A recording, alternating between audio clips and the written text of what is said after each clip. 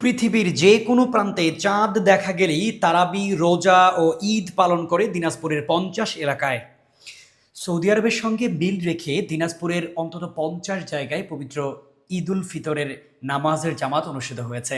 এর মধ্যে রোববার সকাল ৭টায় দিনাজপুর শহরের একটি কমিউনিটি সেন্টারে একটি জামাত অনুষ্ঠিত হয়। এ সময় নামাজের ইমামতি করেন ফ্যামিলি কেয়ার ইন্টারন্যাশনাল মাদ্রাসার প্রধান শিক্ষক মাওলানা আব্দুর রাজ্জাক।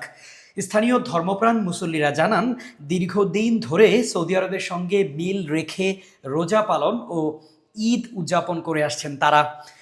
আয়োজক সংশ্লিষ্টরা জানিয়েছেন, জেলায় এবার ৫০টির অধিক জায়গায় ঈদের জামাত অনুষ্ঠিত হয়েছে। এর মধ্যে বোচাগঞ্জ উপজেলার ছাতির, বিরলের ভাড়াডাঙ্গি, কাহারোলের জয়নন্দ, বিরামপুরের জোতবানি এবং চিরির বন্দর এলাকায় ঈদ উল ফিতরের নামাজ আদায় করেছেন মুসল্লিরা। তাদের মতে, সৌদি আরবের সঙ্গে মিল রেখে প্রতি বছর বাংলাদেশের পক্ষ থেকে আনুষ্ঠানিক ঘোষণার একদিন আগে রোজা রাখেন তারা। পৃথিবীর যে কোনো প্রান্তে চাঁদ দেখা গেলেই তারাবি, রোজা ও ঈদ পালন করে আসছেন তারা।